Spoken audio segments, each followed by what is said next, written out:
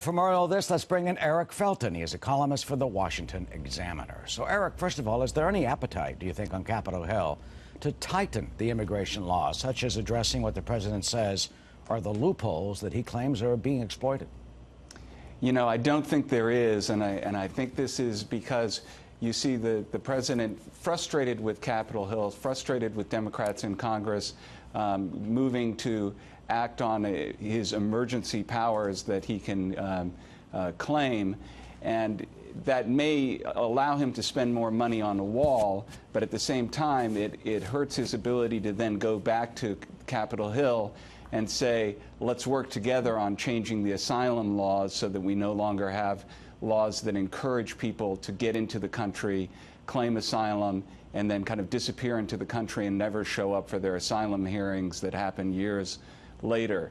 So you have this problem of the president using his executive powers, and that use of executive powers making it less likely that he can get the political cooperation that he needs to address other parts of the problem. Yeah, the president yesterday during his speech really addressed the asylum laws. His administration has been tightening them up or trying to, such as if you're an unaccompanied child, you need a guardian or a parent in the U.S. already to get asylum. And the president yesterday was pretty scathing. He called asylum laws a scam, and he mocked some of the asylum seekers, likening them to UFC fighters. Here's what the president said.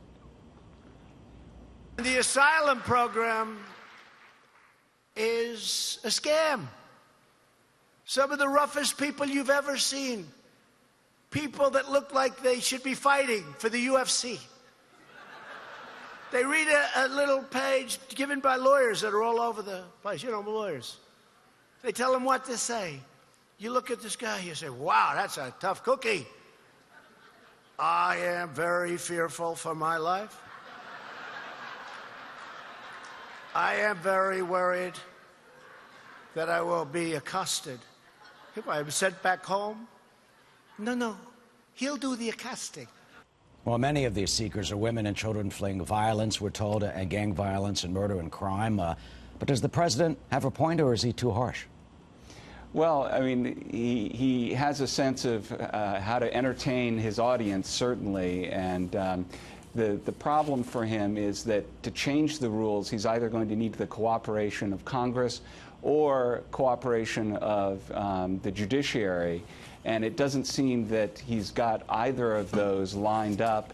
And the way he's approaching the issue, I don't think facilitates him getting cooperation from the judiciary or Capitol Hill. So how does he frame the issue? I mean, let me read you some statistics from Syracuse University. These are pretty surprising to many people. In fiscal year 2018, Syracuse University says 65% of asylum applications in court are denied. Ready for these numbers? 69% from El Salvador are denied. The overwhelming number, 69%. Guatemala, even more, 75% in court. Asylum seekers are denied. Honduras, the greatest, 76% denied. So once these asylum seekers get into the court system, according to Syracuse, they're denied. So in a way, does that actually back up the president's point?